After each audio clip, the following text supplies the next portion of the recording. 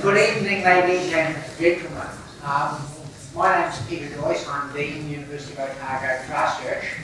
And it's my pleasure to introduce the series of public lectures that we're putting on at this time. This is the third of 8 public lectures. And tonight's lecture is being delivered by Professor Mark Richards. So Mark trained in medicine through University of Otago. Started his training to be a physician in Wellington, then was recruited to Christchurch by Professor Gary Nichols.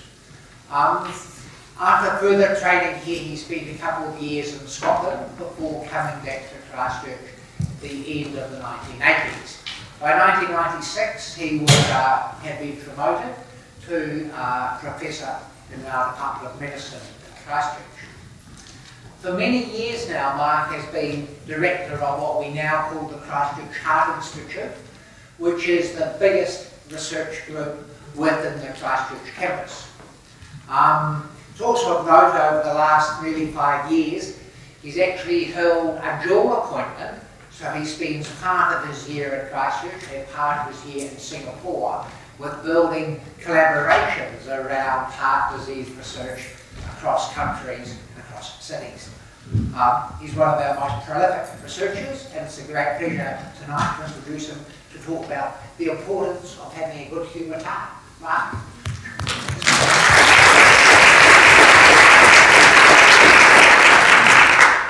Hello everybody, gosh, I'm impressed. It's such a cold, wet night and you're all here. Better make it a good show. So, the health importance of having a good-humoured heart. So you have to do Hearts 101. I've got no idea who knows what about hearts here, so I'm making no assumptions. This is a heart. We've all got one of these. It's sitting in the middle of your chest, more or less, and it's got bits. And it's got bits that allow the blood to go in. It's got bits that allow the blood to go out. It's got a squeezy thing that makes it, gives it force, and it's got valves that make sure everything goes in the right direction. It's also got a blood supply that causes a lot of trouble. These blood vessels tend to be the ones that get narrowed and blocked, cause coronaries, heart attacks, cause a lot of grief. And it has a wiring system so that all the top bits and the bottom bits fire off in the appropriate order, and the valves get open and closed in the right way. The blood actually tends to go in the right direction. This also causes a lot of trouble. You can get short circuits here, and you can either go out, which is obviously bad, or it can kind of race, like you've got the foot on the clutch and you accelerate at the same time, which is also good. Valves, everybody understands valves, makes things go one way. So there you go, muscle, blood supply, wiring, and valves. And all of these things can play up and end up with a syndrome that we call heart failure. So heart failure can be the end result of a whole accumulation of different abnormalities and injuries to your heart. And I guess the most common of those are narrowing and blockage of these vessels and common or garden high blood pressure, which very many adults over the age of 40 have some degree of high blood pressure. Now, it's a rather remarkable thing, the heart. It never has a day off, and if you live to be 70, and hopefully we all will, plus a bit more with a bit of luck, your heart will beat 2 billion times without letting up. And you better hope it doesn't let up. It's also a hormone factor, and this is something that people don't often know if you talk to people who aren't in medicine. And that's something that we have been involved in, that aspect of the heart, for a long time. It's an endocrine gland, and the gland is like thyroid, which produces thyroid hormone, and that wasn't unexpected. So, Dean, are you here? So I'll talk a bit about endocrine glands while the audio visual is being looked at online. I can see it's there, I can see a head wagging. So endocrine glands are things like the pancreas, and they produce insulin, or the thyroid, and that produces thyroid hormone. So insulin organises your sugar at the proper levels for you, provided you don't have diabetic problems. And your thyroid gland organises your metabolism, so you're not sort of over-racing or underworked. And these glands produce hormones, or chemicals that shoot out into the bloodstream, go and work on other parts of the body to exert their effects. And we didn't think the heart was anything like that. We thought the heart was essentially a very efficient pump, as I described. But actually the other bits and pieces of the heart, the other tissues of the heart, getting a bit desperate here, Dean, the other tissues of the heart actually do synthesize chemicals, which are small proteins called peptides, And these act as hormones, just the same way the thyroid hormone comes out of the thyroid gland, or insulin comes out of the pancreas, or cortisol or adrenaline comes out of the adrenal glands. The heart has its own particular set of hormones that I'm going to spend time talking about, possibly without any visual aids. Okay, so the other thing I'd like to say is heart disease. We have this syndrome called heart failure. It's probably a misnomer. It probably ought to be called heart injury or heart impairment or heart damage, because heart failure sounds terribly final. But a lot of people live with a degree of cardiac impairment, a leaky valve, some degree of loss of muscle function, some miswiring, slight electrical abnormality, and they can live with these things for a very long time and with quite a good quality of life. Oh, look, that looks really optimistic. But actually, Dean, my screen down here looks odd. This one looks fine, this one looks odd. I don't quite know what to do with it. So, where was I? Heart failure. So heart failure probably is a misnomer. Heart injury might be more helpful. Nevertheless, if you do have a significant impairment of your heart action, then that does carry quite severe significance for the person concerned and their family. And we'd like to do what we could to ameliorate it. Look at that, I've never seen a menu like that. Oh, magic! Don't do that. Right, so you're all wondering where the humour in the title comes from. It's completely false pretenses. I knew that people much prefer to listen to stand-up comics than to academic lecturers, so I thought I'd toss on the word humour in the talk title and make you think you were coming to something amusing and interesting. But it actually is slightly relevant, because humour is a word that is in reference to different body elements, if you like. And in the ancient Greeks, 2,400 years ago, or thereabouts, people like Aristotle and Plato and Hippocrates, he still has an oath that we say occasionally, they believed that the body's health and well-being was reliant on the balance of the four chief fluids of the body. And these fluids were called humours: blood, phlegm, yellow bile and black bile. And this idea of a humour has actually lasted. So the watery stuff in the front of your eye is called aqueous humour, and the jelly in the eyeball is called vitreous humour. And then we talk about our hormones as being humours or neurohumoral systems. So in fact, the heart produces hormones. It has to be a good-humoured heart to get the best action out of it. That's my excuse for the title, so we'll just move on past it. So let's look at how you would formally define heart failure. A pathophysiological state in which an abnormality of cardiac function is responsible for the failure of the heart to pump blood at a rate commensurate with the requirements of metabolizing tissue. And the short version of that is the heart's damaged and it can't pump blood properly to the tissues as needed. Now, there's a lot of this around. So here's a pyramid of the world's population with women on the side and men on the side, different age groups as you creep your way up. This is updated sometime in 2015. And we can use it to have a bit of a stab at how many people suffer from heart failure. We know that in some carefully studied populations within Britain, this is the rate, about 1.3 per thousand per year of those over 25 years of age. Now there are about 7 billion of us now, and about 58% of us are over 25 years on this planet, which means there might be 4 billion who are over 25. And if you use that rate and apply it, that means about 5 million new cases of heart failure per year. And the overall prevalence, because they keep adding up, that some fall out and some come in, the balance is somewhere about 25 million to 50 million people on the planet at any one time. Now you might say, well, this rate in the UK doesn't have to apply to lots of the rest of the planet, and I used to think it probably was on the bad end, but having spent 6 years in Singapore now, I think that the Asian rate of heart failure is actually higher than anywhere else. And most heart failure, the single biggest part of heart failure is there, which means probably the Western countries are looking better than most of the rest of the world. So it's a major global problem. Now, some questions just to wake you up, just to make you work a little bit. So, can you imagine, amongst the causes for turning up at hospital, being admitted as an urgent admission in an adult, where do you think heart failure ranks? Is it number 1, 3, 5 or 10? So can I have hands up for number 1? Few hands, yes. Number 3, lots of hands. Number 5, just about as many hands as number 1. And number 10, okay, so obviously number 3 gets the popular vote, but actually it's number 1. It is the single most common reason for adults being admitted into medical wards in Western countries, and now almost in most of the world, in parts of Asia as well. So the second question, one of the common things that heart failure imposes on people is this desperate sense of breathlessness, which can be mild when they're at rest, or it can be very difficult when they're trying to climb steps, or it can just be troublesome at any old time. So breathlessness is a characteristic of heart failure. Of course, lots of different things make you breathless. And breathlessness is about the sort of 3rd or 4th most common overall reason for people turning up to the emergency department out of hours. So you imagine you've got this crowd of people in the emergency department. Their primary problem, their first complaint, is that they're feeling uncomfortably short of breath, and that's come on for the last few hours. Now, would you imagine that amongst those breathless people, how many have got heart failure to explain that symptom? Can I see the show of hands, please? Is it 5%?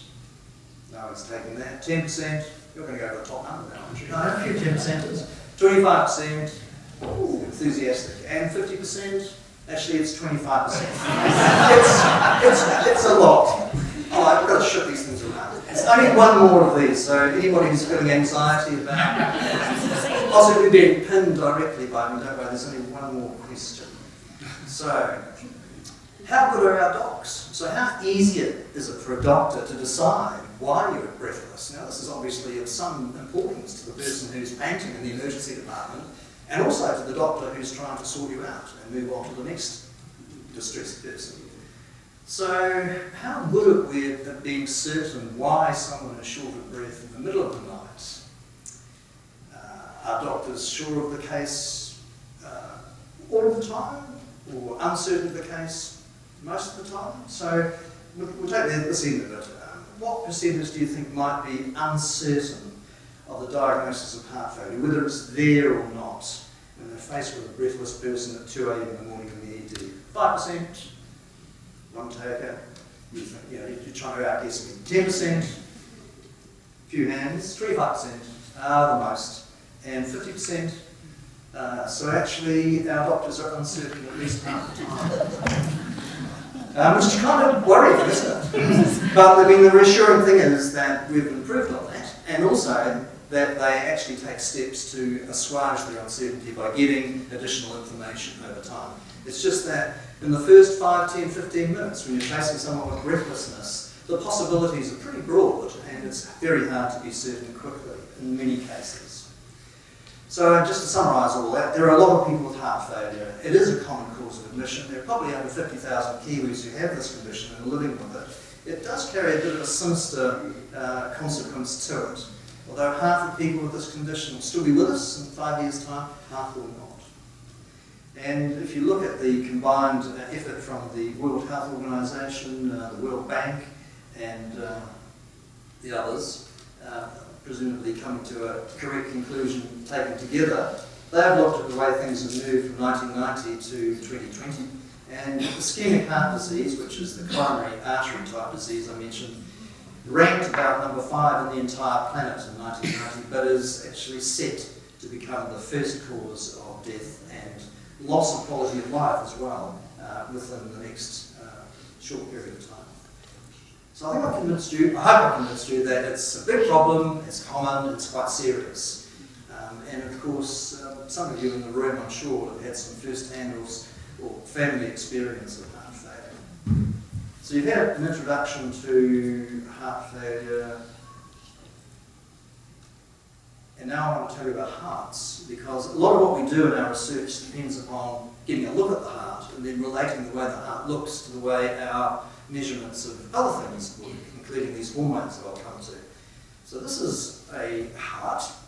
It's a normal heart, and it's an ultrasound image. And you've got to imagine that the probe of the ultrasound device is sitting here, pointing up from the tip of the heart up to the shoulders and neck, so the heart's cast upside down in the image. And these parts of the heart, the major pumping chamber is the left ventricle, this big, thick-walled, powerful contracting chamber. This thing that looks like a dagger on the side is the right ventricle, very different shape, rather different pressures and function.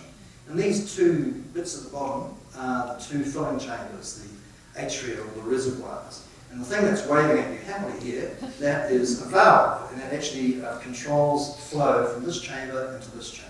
What you can't see are the pipes leading in and out of the whole heart. But this is the standard kind of image that we use to assess how well a heart is doing. In heart failure studies and heart research, we do a lot of this kind of imaging. Many of you have probably had an echocardiogram done for one reason or another, and it's kind of a workhorse piece of information that we relate a lot of other things that we measure to. So get that image in your head.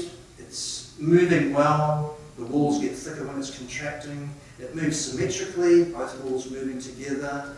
The valves are waving vigorously, so there's quite a lot of flow going from here to here. What we're interested in is how you get from that, and this is the same picture, just a smaller version up in the left corner. How do we get from that to this? Now, show of hands, who can see a difference between these two images? Excellent, that is actually the right answer. So on the lowest corner, you can see what we call a classical reduced ejection fraction heart. And you can see that instead of contracting in a symmetrical way and effectively, it's almost rocking back and forth instead of squeezing, which is essentially a lot of wasted energy. It's not a nice football shape, it's not a nice rugby type ball shape. It's actually become more of a soccer ball shape. It's round, it's spherical, and that's actually a pretty inefficient shape. And look, the valve, instead of waving enthusiastically, can barely get out of its own way. There's almost no flow of note, or not adequate flow moving from here to here. And our research has really been focused a lot on how you happen to get from this state to that state. And it's not a simple thing. You may think, well, you break a valve so the heart malfunctions, or you have a heart attack so it malfunctions. But actually, there's kind of a gap in time. And quite often you can see two people perhaps with a similar heart attack have come in. They look rather the same from the end of the bed. They have the same sort of damage as far as we can tell on day 1 or 2. And the blood tests we do to look for heart damage, they look rather similar. And then we come back and look at those same 2 people 2 months later. One will have a heart that's starting to look like this, and the other one will look like this, won't look back. So our adaptive mechanisms from person to person can be very, very different, and we would like to understand more about that. And we'd also like to understand what we could measure early on that can help predict who's going to get to this, and therefore perhaps step in earlier and in a more effective way than we currently do. Now this is a complicated slide, but don't worry, it's no big deal, but it's about the humours that I was talking about. The humours line up as good guys and bad guys. And there are a whole bunch of them. They have interesting names like renin-angiotensin, aldosterone, vasopressin, endothelin, neurotensin. They're all baddies. These things get turned on when the heart is damaged, when the heart is unable to send flow adequately to different tissues, and that creates a bodily response which turns on these humours. So we churn out these hormones in an effort to actually retain salt and water inappropriately. Retaining salt and water is great if you happen to be bleeding or you're out in the desert dehydration. It's really the wrong thing to do when your heart is injured, but our bodies are not intelligent enough to know that. Evolution hasn't caught up with that. On the other hand, part of us has actually got the right idea. So these are good guys. If you have a cardiac injury, they tend to relax the blood vessels to give the heart less work to push against. It tends to open up your kidneys so that you don't retain salt and water and things remain in better balance. So in heart failure, by definition, things have got out of balance. These people, or these entities, have started to win, so the scales are tipped in the wrong direction. And so the short version of that, of course, is that you are overwhelmed by bad humour. And I would now like to focus on the rest of the talk on this particular part of the army for the good side, if you like, because we have spent a lot of time and effort and made something of a mark for ourselves in investigating these things called cardiac natriuretic peptides. Natriuretic just means salt releasing or encourages release of salt through the kidneys. Peptide just means a short protein. They're cardiac natriuretic peptides because they come from the heart. So this electron micrograph is quite famous now, and it comes from quite a long time ago, 1964. And you can see it's a slide of what a bit of heart muscle looks like. And these are the muscle fibres within the cell of our heart. And the thing that caught the eye of these people, Jamison and Poulet, Jamison was a Kiwi, which is why I use this slide. This granule looks like something that you would find in a pancreas or a thyroid gland rather than in the heart. So it's one of the first hints that the heart was a gland as well as a pump. And these granules actually grow in number and in intensity or shrink depending upon whether the body is rather full up with water and salt or depleted, and we could show that in rats. And eventually it became clear that the heart was synthesising these small proteins that were being stored in these granules, and they were released when the heart required some change or relief from a workload. This is the subtype. There's an A and a B and a C type cardiac natriuretic type. We're going to focus on the Bs only because they're the ones that have really made something of an impact on real-life clinical work. And so BNP, or B-type cardiac natriuretic peptide, starts off inside the cell in this rather long form. This string of beads that looks like something on a necklace is actually a string of amino acids, little building blocks of protein. So this is a 108 amino acid protein. It gets chopped about here and moves out across the wall of the cell into the blood, into this bit that does all the work, this little thing that has that kind of motif, like horseshoe almost. And this bit, which doesn't do any work, but actually floats around and can be detected. And both of these can be used as signals. Because they're in the blood, you can take a blood sample, you can measure it, and if the level of these things has something to do with how well your heart is or is not coping, then you can get some interesting information from them. We take particular pride in this one. Tim Yandel and his team in our biochemistry lab discovered this. We knew in theory that it had to be there, but it was actually Christchurch people who proved that it was there in the blood, and secondly, that it really was a signal that told you a lot about the state of someone's heart. So this story is now 20 years old, I realised today, so I put these dates on the slide, and it happened here in Christchurch, New Zealand. And it's been quite a long story, which is still actually unravelling in its various ramifications. We found by having a look at artificially synthesised BNP and AMP that it had a lot of useful actions. It would make vessels relax, it would suppress things that we don't want coming out of our adrenal glands, it would rev up our kidneys to produce more flow, the release of salt and water, and it would do quite good things to our tissues. It would stop us from overgrowing cells or scarring the heart. And it would kind of feed back against overloading of the heart. Anything that weakens the heart or damages it can potentially stretch it and change the pressures inside it. And it's that stretch that seems to trigger the release of AMP and BNP. So it's kind of like a Pandora's box of good things for damaged hearts. And one pathway that we've gone down is whether you could use these things, the BNP and the AMP, as therapies. I'm not going to talk more about that tonight. The other path comes from this fact, that the more the heart is loaded, the more AMP and BNP get out into the bloodstream. So you've got a signal waving there at you to try and take notice of and use. And that's really the basis of the rest of the talk. So we started looking, and these are images and data collected by Richard Troughton, who's one of our key clinical team members. And this is a heart that's clearly struggling very badly. And you can calculate a thing called an ejection fraction. Ejection fraction is just a fraction of volume inside the heart that gets squeezed out with each cycle. So the heart relaxes and fills, squeezes and empties, and it should empty about 50% of its volume or more with each squeeze. This heart's clearly not doing that. It'd be lucky if it was getting to 15%. We looked at a bunch of bad hearts, and we found that the lower and lower the ejection fraction got, and these are obviously all bad, because 50% is way up here somewhere, but the lower the ejection fraction got, the higher the peptide was, as you can see in this graph. So you can look at the right ventricle, which is that dagger-shaped thing attached to the around the face of the left ventricle, and it's important. It sends blood to the lungs. It has a number of functions that we can't really do without. And you can measure how well or how badly it's functioning and grade it as normal, mild, moderately, or severely impaired or damaged. And we found that the more damaged the right ventricle was, the higher the peptide level was in the blood. These are pictures using a certain modified ultrasound called Doppler ultrasound with colour coding. And if you look at this particular image here, you'll see every now and again it gives a squirt, and there's a bright multicoloured spurt that heads down towards the bottom of the screen. That's actually blood leaking vigorously back through a damaged leaking mitral valve from the left ventricle back into the atrium, where it's not supposed to be because that valve's no longer working. That's obviously a stress on the heart, it's extra load. It's a bit like walking 3 paces forward and then having to take one back all the time.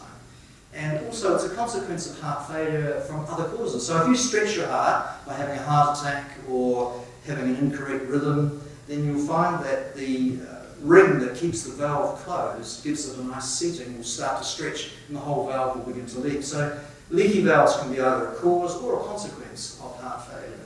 Anyway, we did find that the leakier the valve was, this is getting interesting again, Dave. The leakier the valve was, then the more elevated the peptide BNP, or I should say NT-proBNP, was in blood. So we're getting a picture now that almost anything that occurs that adds extra load, be it a volume load or a pressure load, valve leak, or a bit of damaged muscle, almost anything you can do to make life harder for your heart and therefore for you will produce a higher level of NT-proBNP in your blood. These squiggles represent the kind of pressure inside the left atrium. They don't move, fortunately, but the higher that pressure is, once again, the higher the peptide is. So all of this makes you think the badder the heart is, the higher the peptide is. Maybe that relates to what happens to you. And that indeed, we very rapidly found out that that's the case. So these are people that have suffered a heart attack, a myocardial infarction, if you like.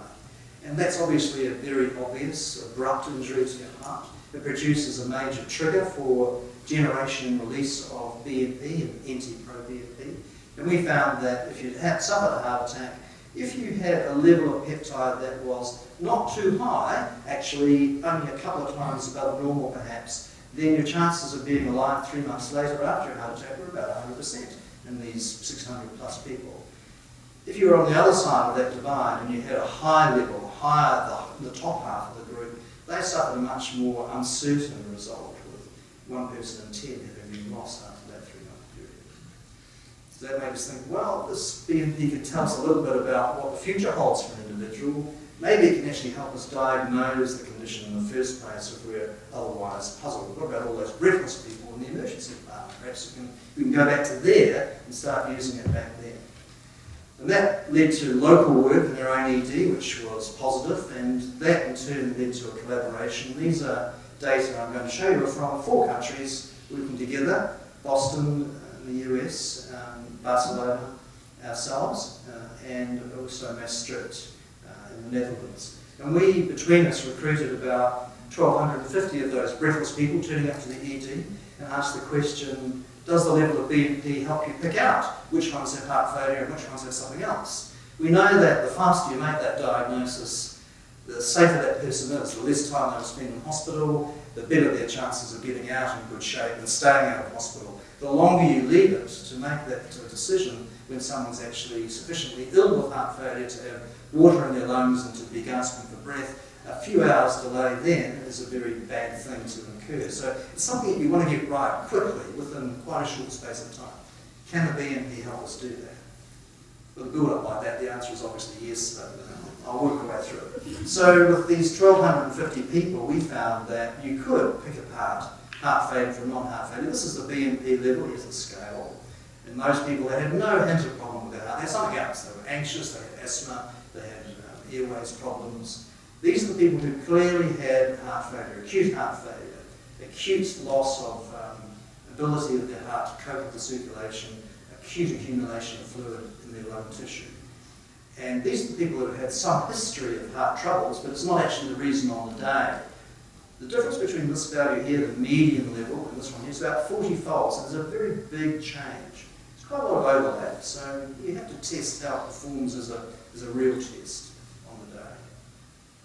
We found out a number of interesting things. We found out that it didn't matter how old you were. Age is always important, as most people have tweeted by now. And the way this test is influenced by age is like this. And this is, I don't know who knows about these sorts of graphs, so I'll just go over it very quickly.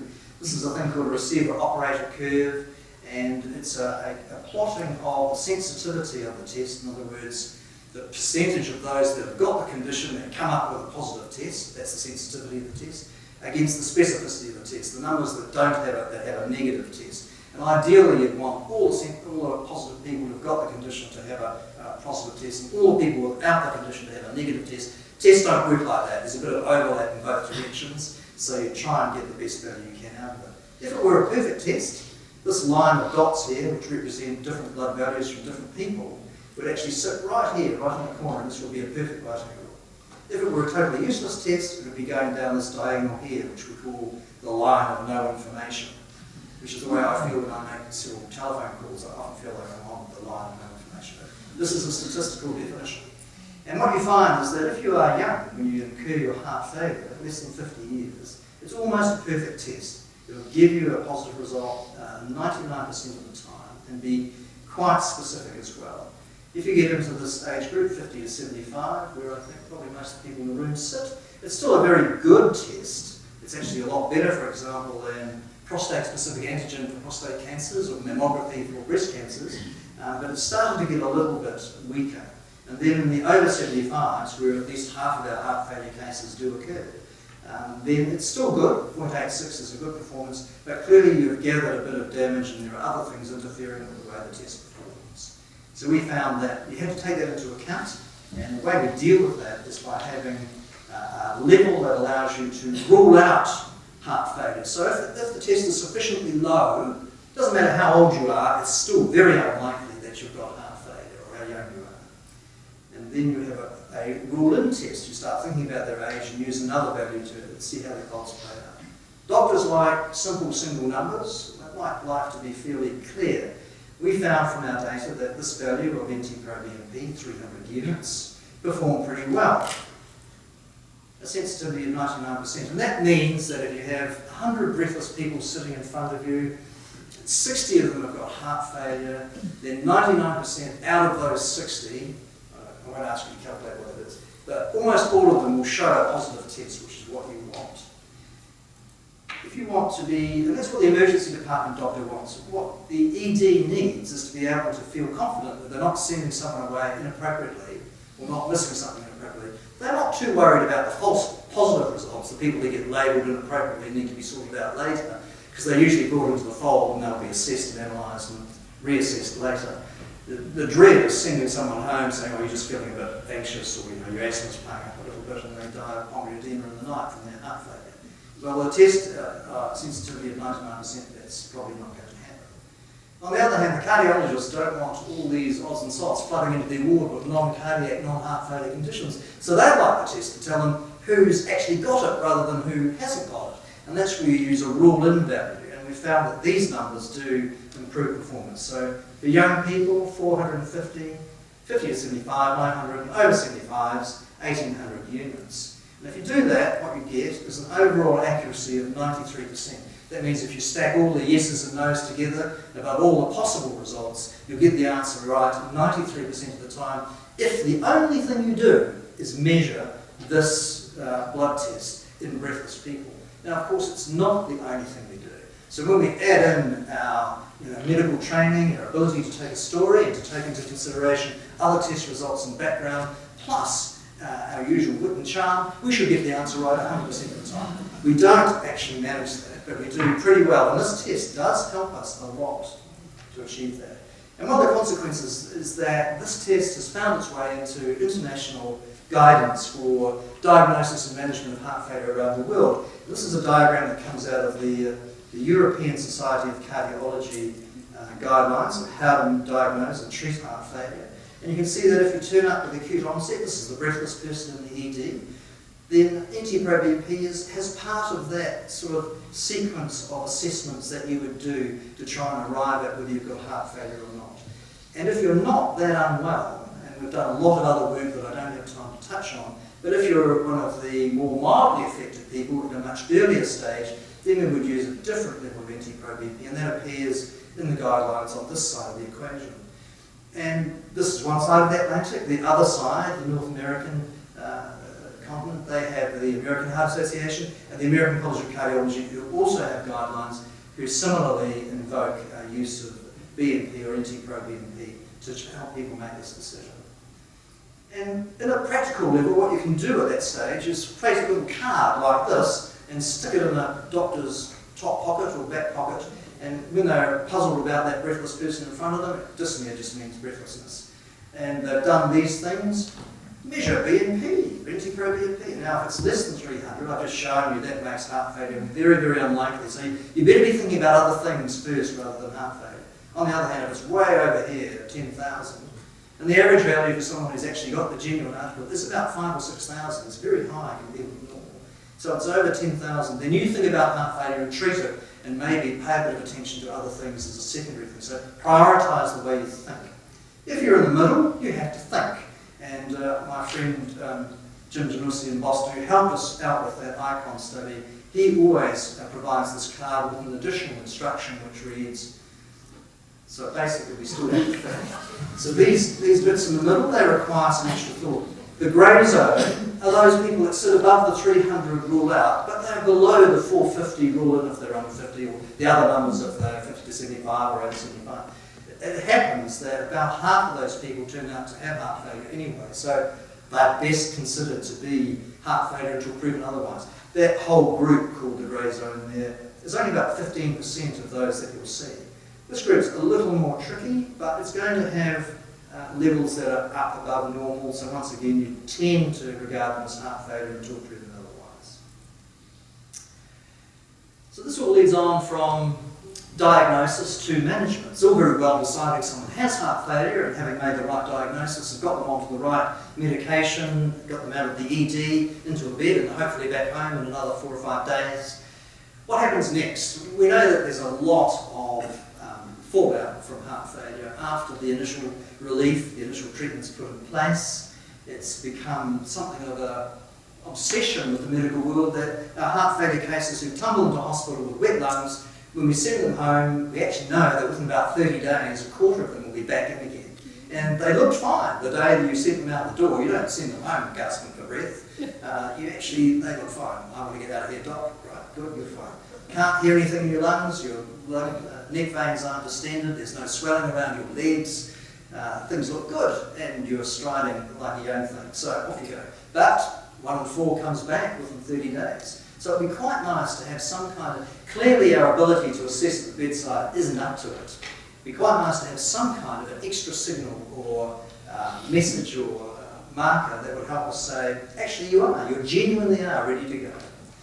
We don't need to keep you. This is started by a rather long road. It stretches out from over time since the year 2000. So I'm going to give you the rationale behind the idea of using repeated measurements, not just the one-off, for NT-proBNP for managing your heart failure. Heart failure can be staged, and this is an ABCD staging. A just means that you're a human being, basically, and you carry some kind of risk, which most of us do by the time we're 45. It might be high blood pressure or diabetes or dyslipidemia or a bad family history or some combination of those things, but actually you're well. And if someone looks at your heart with an ultrasound scan like that echo, there's nothing to see, and you can function normal. You're just carrying risk, but nothing's happening. Stage B is when your heart might be showing something on an image. It could be a bit thick wall because it's pushing against the blood pressure and starting to show the strain. It could have a little area of muscle that's not moving properly because it's lost its blood supply. But actually you still don't feel it, and you still function okay. So you've got some structural change, but you're actually subjectively well. Stages C and D, very gloomy. So this is where you've got heart failure and you know you've got it. Stage D is when you're really sorting out your affairs and getting ready to go. Any stage in this continuum, it turns out that NT-proBNP adds extra information about just how good or bad you are, about what your future can hold. Now hang on to that idea. So here's some data from people who are known to have heart failure and they're stable on treatment, and they've taken part in a trial, which is to see whether a new medication might make a difference. And as part of that, they've had BNP taken and tested when they first came into the trial, and again 4 months later. And you can see some of them start up pretty high and stay there, and some are low and stay there, and some change camps upwards or downwards. And it's interestingly, this pattern is related to what happens to them, not at 4 months, but actually 2 years down the track. So at 2 years, the number of people who are destined to suffer, to die in that time, the high to high, a quarter of those people were lost by 2 years. The low to low, much smaller proportion, less than a third. And if you change from one to the other, actually so did your destiny. It changed from rather good looking to something rather more sinister, or go the other way, from rather something nasty to something actually rather better. So the level was related to your outcome, and the change in the level is also related to your outcome.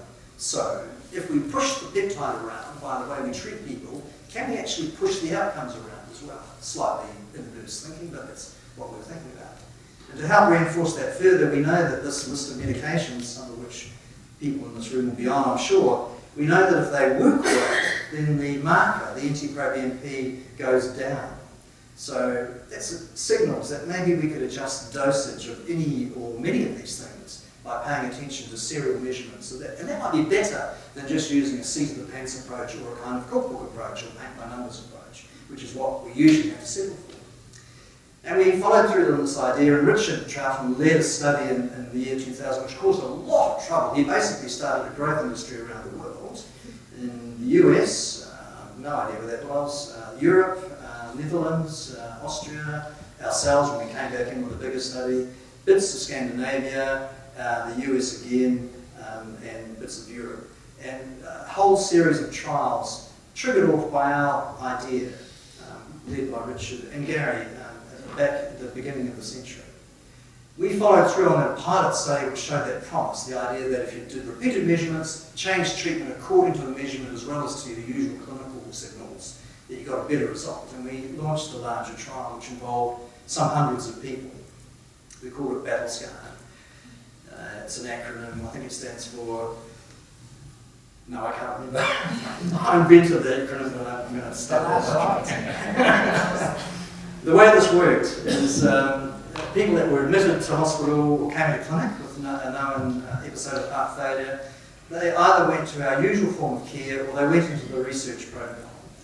And our usual care involved at least 3-month follow-up, but we didn't interfere with the usual management. And the other two options had intensive follow-up, either clinically based intensive follow-up, so we just tried to do all the things that we usually do, but do it very much pedantically according to the absolute letter of the law. We saw people more often than usual. We followed the guidelines to an absolute T. And the other group, we did the same thing, and then we added on NT-proBNP measurements. And whatever treatment we were giving through this route, if we still had a raised NT-proBNP level, we would increase therapy anyway, even if the person seemed to be fine, even if we thought we were where we should be. Because we've got in mind that, not only does 25% of people tumble back in after a month out of hospital, but over the next 5 years, perhaps half of these people are going to die. So a stable heart failure condition is not necessarily stable, it's just that we can't see what's happening very well. So we're using the signal to help us get a better handle on that and react more effectively.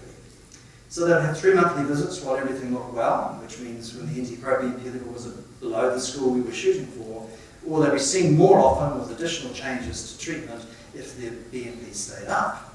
And then at the end of the time, we took a look at the outcome of all that. And we found that there was a split, so that we had a neutral effect on people that were truly in the elderly age group, over 75. We had a clear benefit in those that they were somewhat younger. And it turns out it's not actually the age that matters, it's really the number of additional conditions you have troubling you that makes this divide occur. But this is the hormone-guided group, and you can see that its mortality has been much, much reduced by this strategy. And this is a bar graph that says the same thing. If you look at the blue bars, these are the under 75s, which is about half of our heart failure population. They have this kind of increasing fallout or death rate over a period of 3 years. If you give usual care, it's, twice that much over 3 years. And if you actually intensely follow them clinically, but don't use the signal, don't use the NT-proBNP, then actually you have a little bit of a gain in the first year, but you lose it rapidly and it's just not there after 3 years. So we took this to mean that at least in half of our heart failure population, there was a chance of making a big difference to outcomes over a period of some years at least. And it's nice to have corroboration of your evidence. So at about the same time, a group in Europe was launching a very similar study. They called it Time CHF. I think BattleScar was far more sexy than that, but at the time they chose that. And they found over a shorter period of time, 18 months rather than 3 years, that if you intensify treatment, by which they mean hormone-guided treatment, and compared to standard treatment, that overall survival tended to be a bit better. That's the yellow line, with more people falling out as time goes by, in the red line. And it's not quite statistically significant. If you look at the number of people who came into hospital with repeat episodes of heart failure, then that was affected by this strategy. And they also found that there was a problem to do with age. So in the top graphs, these are people under 75, and you can see that survival is clearly improved in the under 75s. And time out of hospital free of heart failure is clearly improved, but if you get into the older age group, these lines start to overlap. So we don't do harm here by these different strategies, but we don't make a huge difference either. And as I said, a growth industry, so things went on in about 14 or 15 places. I expect you to memorise this table, and I will test you on it later. So the table is ready to show you that a lot of studies occurred, and that they were very heterogeneous. They were very different from one another. So some had hundreds and hundreds of people, some had very few people. Some had young people as young as 62, 61 is their average age, some up at 80, and some had one target for trying to reduce the peptide, and some had another target, and the black line means that that trial actually didn't qualify at all because they had entirely the wrong idea and didn't design it properly. So we didn't use that trial in our analysis. Now all of these people were kind enough to respond to Richard Troughton and Gary Nichols and Chris Frampton and provide all of their data so that we could look at the whole world experience over 14, 15 years to see whether, putting it all together, whether you can see an effect. It's called meta-analysis. And the bottom line there is that indeed it did. So that if you took a period of 2 years and all the experience from all of these trials, it should actually say NT-proBNP guided because the smaller peptide wasn't used almost all the time, it was not used. There's quite a big change between survival using one approach compared with the other. And that distinction, that difference of about 30 or 40% improvement in hazard over 2 years is pretty much the sort of thing you would see with introduction of a new successful drug. It's the kind of difference that ACE inhibitors and angiotensin II receptor blockers made. It's the kind of difference that beta blockers made in heart failure. Well, this is not inventing a new medication, it's just using them differently, different triggers to adjust your dosing. So that's led to guidelines changes as well. So these are the American guidelines now, and they have conceded that we have class 1, which is the best kind of recommendation, or the highest recommendation, with the best kind of evidence that you can diagnose heart failure with NT-proBNP, and you can get an index or an indication of its severity or its outlook. They're a little more cautious about saying repeated measurements can give you a better way of adjusting your dosing. This stands for guideline mandated treatment. I don't know why you have to use an acronym like that. Best therapy. The short version of all that is, in heart failure, measuring this marker can help you find the heart failure, predict how bad it is, what's going to happen, and guide your treatment to get a more effective outcome. So, my nearly final slide. NT-proBNP is a good-humoured Kiwi contribution. It comes from here, and it underpins international practice in heart failure now. We can really claim that we've had an influence on the world. It helps us find or diagnose heart failure. It predicts what happens in heart failure. You have to use it whilst not being stupid. Serial measurements help guide treatment and improve outcomes in heart failure. And those are my main messages. Now, as I get older, I find I have more and more people to acknowledge and thank, so just bear with me here. So there are a lot of people in our team, and they fulfill different functions, and every once in a while we get together and get a real big surprise about what the others in the team are up to. And this happened last year. So we have people that deal face-to-face with patients. They recruit people for observational studies or for different adjustments in therapy, and we're leading a quite complicated program in heart failure now. It's led by Richard Troughton and his team, Lorraine, and other coordinators. And these photographs are old, but of course the history I've given you stretches over time, so I'll use that as an excuse. Gary Nichols here, leading our clinical group at that stage. This is the marker discovery team, or the immunoassay team, or the biochemistry team. And that's Chris Pemberton, who's currently more or less the boss. This is Tim Yandel, who really did discover NT-proBNP quietly, inserting himself there inconspicuously in the picture. I haven't said much about genes and things that turn genes on and off, but this is the team that deals with that. Vicky and Anna lead it. They've become increasingly important, and perhaps in another talk in another year, Vicky and Anna can tell us about that. There's a leadership group. We generally get along okay with one another. We try to pretend we know what the hell we're going to do next and we're going to get money to do it, and often we succeed, but not always. And the real stars are our patients, and we have different groups of patients that we have accumulated, or normal volunteers that we've accumulated over a long period of time. And if you add all these numbers together, it comes to more than 10,000 souls, and we're very grateful for them. We're also grateful for the ones that put up the money, HRC, Heart Foundation, and these international consortia who provide us with a lot of contact and infrastructure. Thank you for your attention.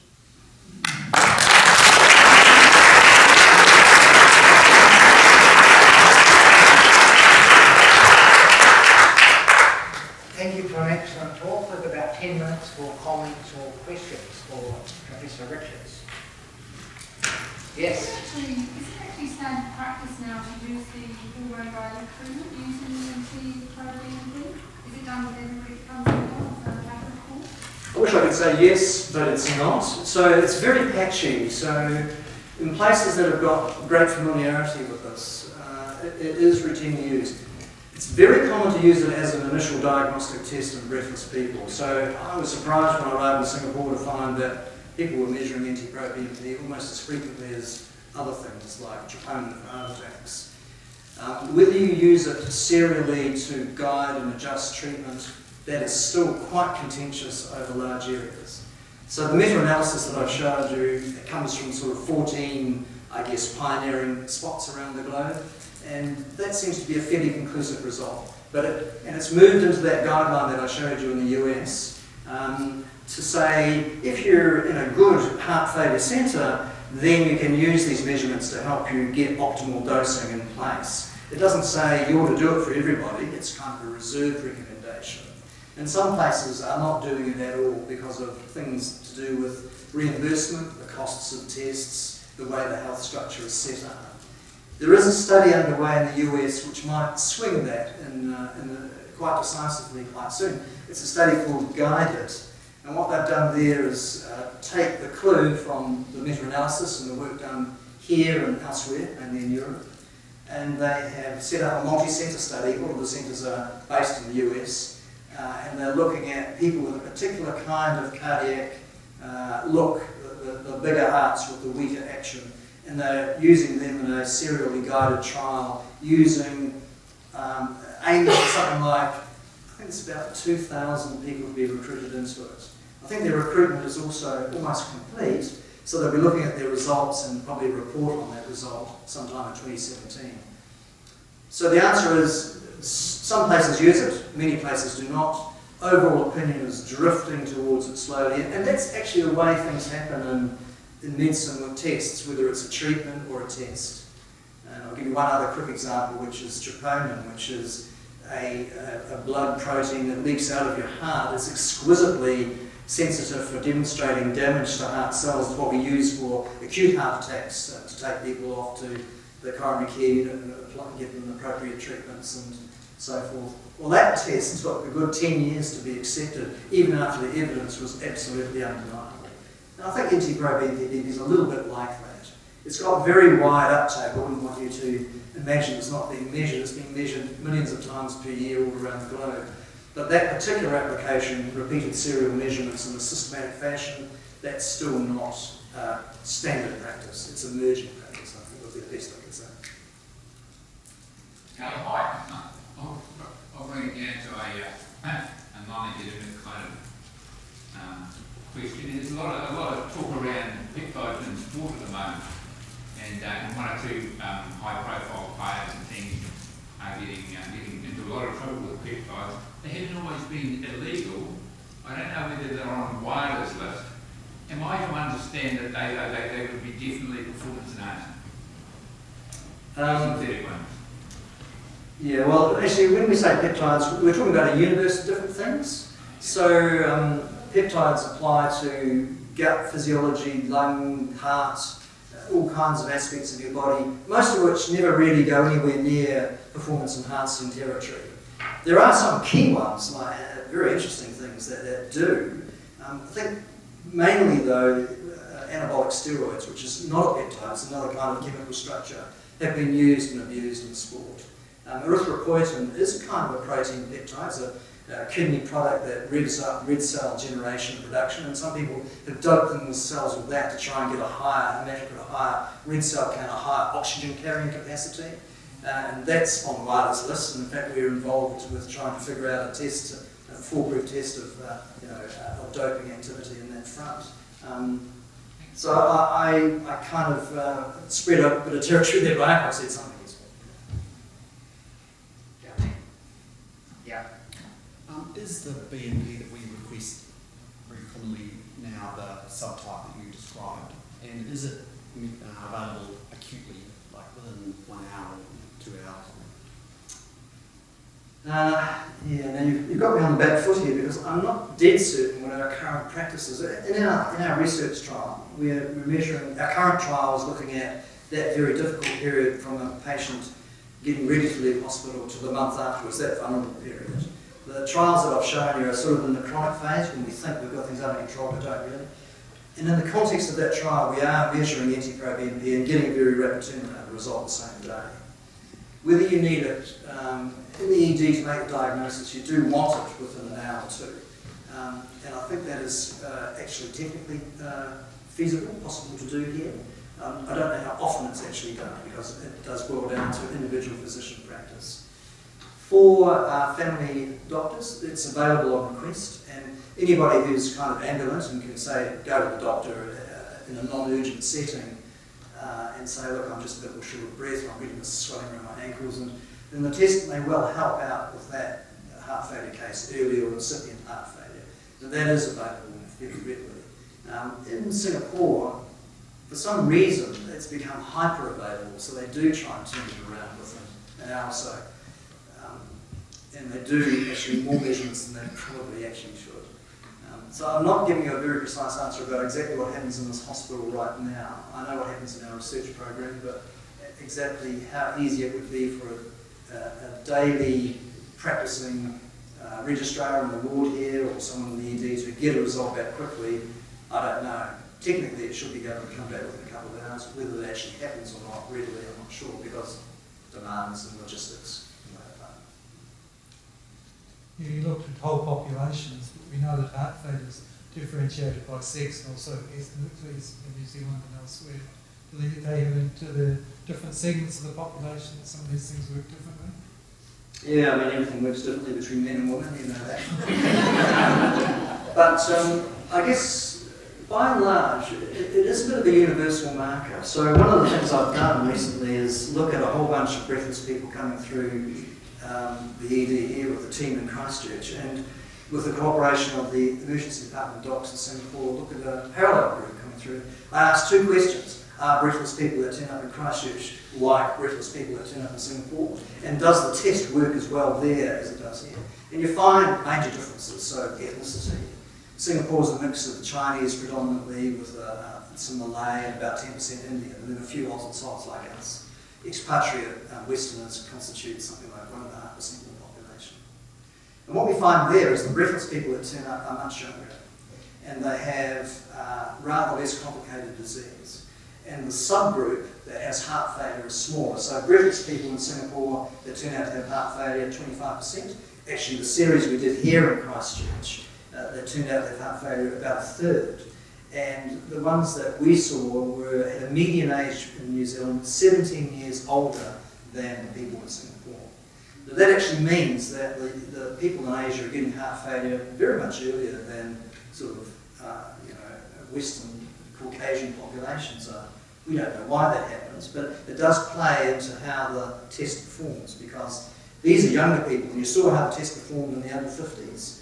The test is brilliant in Singapore. It's pretty good here, but it's brilliant in Singapore. There's no real difference between Chinese, Malay, Indian, and Caucasians and Maori. So if you do a plot against the things that influence this test result, like age, you get the same kind of graph, whether it's Chinese on the plot or European New Zealanders on the plot. Kidney function, the same thing happens. Body mass index, we know when weight goes up, the natriuretic peptide goes down, and so the signal can be weakened. Well, that relationship is exactly the same in Chinese as it is in whites. And it's the same in women as in men for those major indices. If you take that plumb normal population, women tend to run slightly higher BNP level than men do.